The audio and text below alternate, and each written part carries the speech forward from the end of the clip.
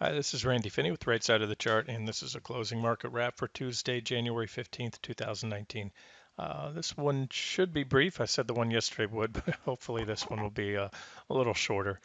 Just a couple of things I wanted to cover. Before I get into the charts, I want to make mention for those of you that follow the YouTube channel, whether you're a subscriber or not, um, every now and then I go through the trade ID or the protected content, the member only posts, trade ideas, market analysis, sector analysis on right side of the chart, as well as a YouTube channel, and I make that available for the public. I do that for disclosure, so you can, and for several reasons, so you can see what else I do besides just general stock market analysis. That's free for all, whether you come into rightsideofthechart.com.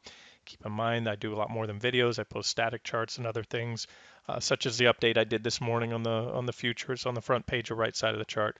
And but the videos, if it's anything other than general market analysis, so that would be all the trade ideas, long and short trade ideas, growth and income trades, any sector analysis, currencies, commodities, gold, bonds, things like that or protected content. But what I'll do is I'll release that after a limited period of time so you can get an idea of some of the other things we talk about on the site. Now with that, what happens, although these videos they're originally private videos, but I do time and date stamp them at YouTube. But when I recategorize those as public videos, YouTube will put them on the front page of the YouTube channel as recent activity. Looks like it was published 1 hour ago. All these that I released, I started going in and releasing some of these today. But when you click on it, I did make a point to add into the description that these were original released on such and such date. And that's also why I lead the videos always stating today's date. So pay attention to that as well, so you're not watching a video that's a couple months old. I say that because I always get comments every time I release these. Hey, why are you talking about something that happened 3, 4 weeks ago, 2 months ago? All right, so that's that. Let's jump into the charts now and look what happened today. All right, so we had a pretty decent move up. The QQQs were closed up almost 2%, and they seem to, at least on the daily chart here, have broken out of that potential flagging type pattern there, bull flag type pattern. Now, a bull flag, to take the measured move, as I covered, you take the move of the flagpole, which is the impulsive move leading up to the formation of the flag, and you add that on. I severely doubt we'll see that because when you break out of a bull flag pattern, the move out of the flag is typically as impulsive, very unidirectional, strong price action as the flagpole or the move leading up to it. So to do that, is it possible? Absolutely. It still takes us, towards the lower end of my upper, target range for this bounce, where I think we'll go, ultimately. But like I said, we're already at the lower end of that bounce target range. So I can tell you this, that I mentioned yesterday, peeling some of the long exposure. Remember, I was scaling in on long-term accounts, 401ks, that kind of stuff into the market in anticipation of a big rally here. And the reason again I do that is, well, number one, not that I known at the time, but I was on vacation. I took a couple days off right after Christmas to go to Orlando, Epcot Studio. And what happened is, I want to point this out, that if you were waiting for a buy signal in the markets, some type of reversal, some type of bullish candlestick, some type of selling climax, which I believe came right here. Remember, the 24th was a partial trading day. Then what happened is you missed out on over half the gain so far. This move, I'm marking here with a measuring tool. I grabbed the bottom of the candle on the 24th. So the following trading session, which was a 26th, the QQQ closed up 6.33%. And so far, it's only up about twice that. So literally half the entire move up until now was made in just one single day. And that is why I scale in, and that is why right now, although I think there is most likely some more upside, I'll tell you what my plan is. Yesterday I had scaled down in those accounts, the long-term accounts, IRAs, 401k money, to about a 50% net long exposure. And today I took it down even more, probably somewhere, I'd have to do the math, probably about 30%. Now, my plan is to scale in on a pullback. I think the theme of this video is that we are sandwiched between support and resistance. I'll get to those levels in just a second. But I do think at this point, especially with a 2% move today, which put us really not far above those recent highs there anyway. So we're really, let's call it about another 1% above. So where I was looking at maybe a 3% pullback back here, now I've measured it out, and it's closer to a 4% pullback is what I think we'll get. And then what I plan to do is recycle back in if we get it. And here's the thing, guys: if we don't, no biggie. I'm very happy with how those accounts are doing right now. Quite profitable heading into the start of the year already because I've scaled in it. Got a nice average cost basis. Not right at the low, but close enough to it. And here's the thing: bulls make money, bears make money, pigs get slaughtered.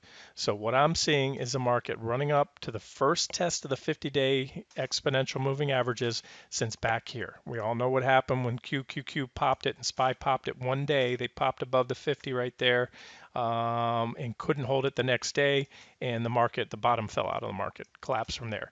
We tested it here, and it was a rejection. So as I've covered many times, look, it doesn't have to work, but trading is all about, let's not overcomplicate things here. A lot of traders and investors watch this level.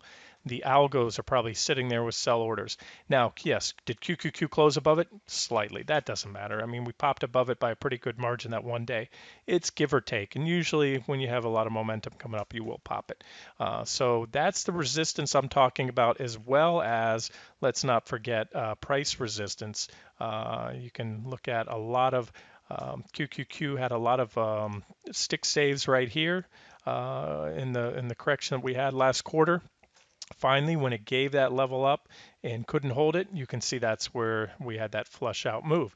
Now we're back to that level as well. So I have price resistance and the 50-day moving average being challenged for the first time since the market bottomed on the 24th.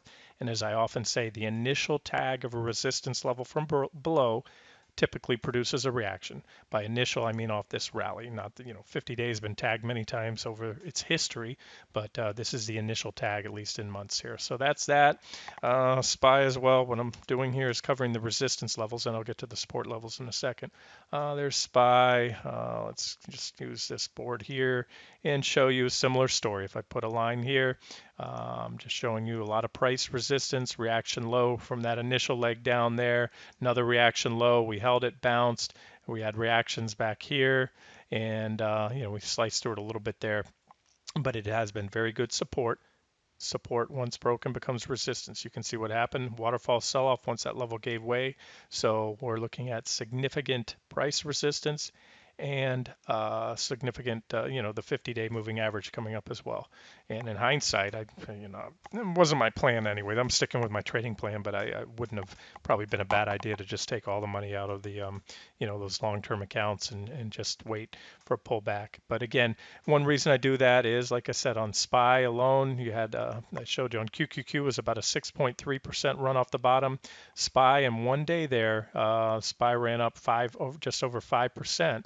And now, as of today, is only up about, less than 11%, about 11%. So again, half the gains from this move came on the very first day.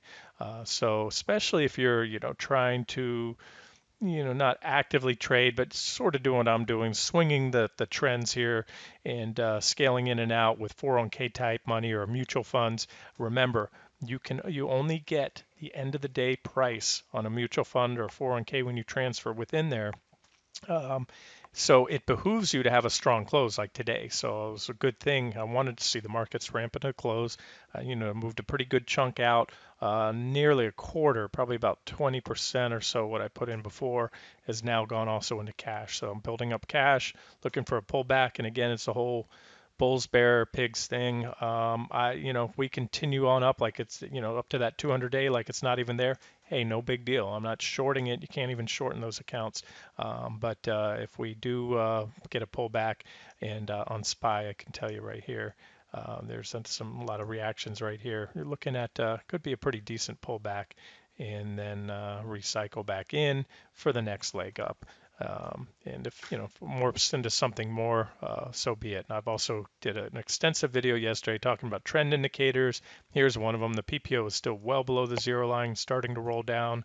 And so just as it looked like there was no bottom in sight right here on the 24th, the same thing may not, but it can happen on if this is a bear market rally, just as things look like the market's bulletproof and it's going to go to the moon again.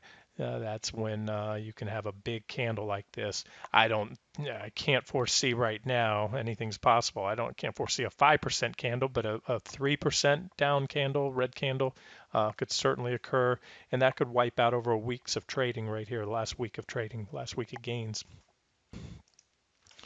Okay, and to wrap this video up, here's NQ. And so I just showed you again the overhead resistance levels that are pretty significant. Those are daily charts.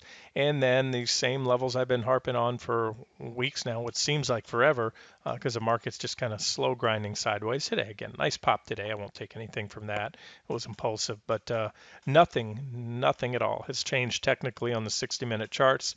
That does not mean that I must play out. It just means that today, somebody asked, hey, was today a breakout, Randy? No, absolutely not at all. A breakout is when you break out above a, well-defined bullish chart pattern or some technical pattern or very well-defined resistance level. Today was just a move up. In fact, all it was is another reaction off this trend line. So these are the trend lines off the lows on the 24th of December that I continue to harp on.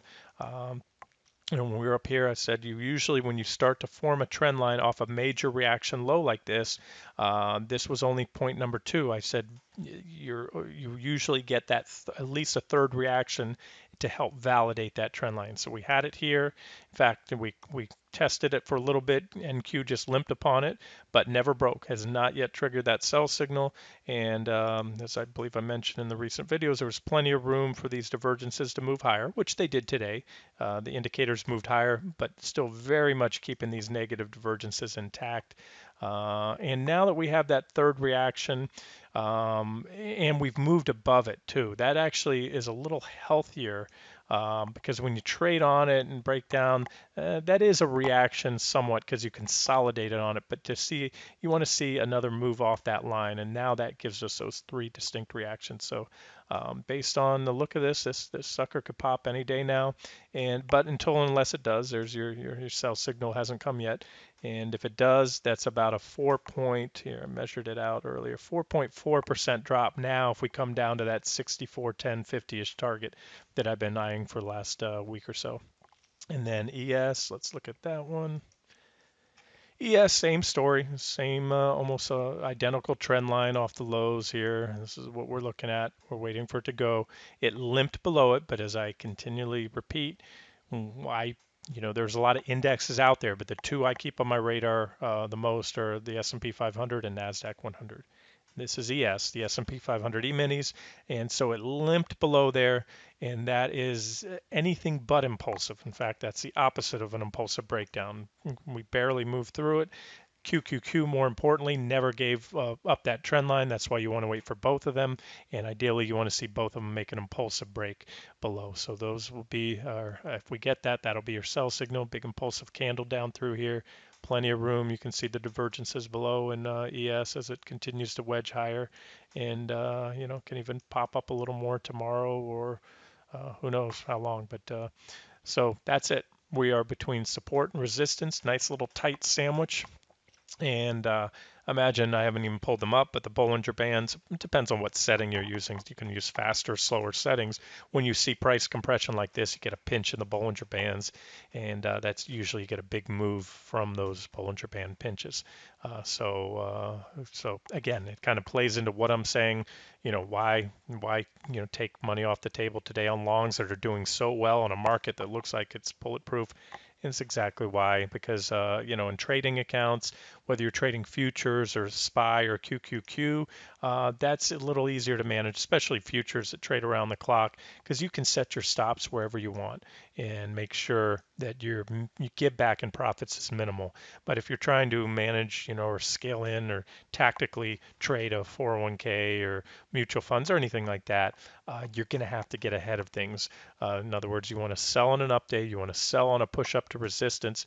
You don't want to wait for a sell signal, because by the time you get that, just like if you waited for a buy signal in the market here, you missed out again on half of the gains have now taken over almost 3 weeks to build.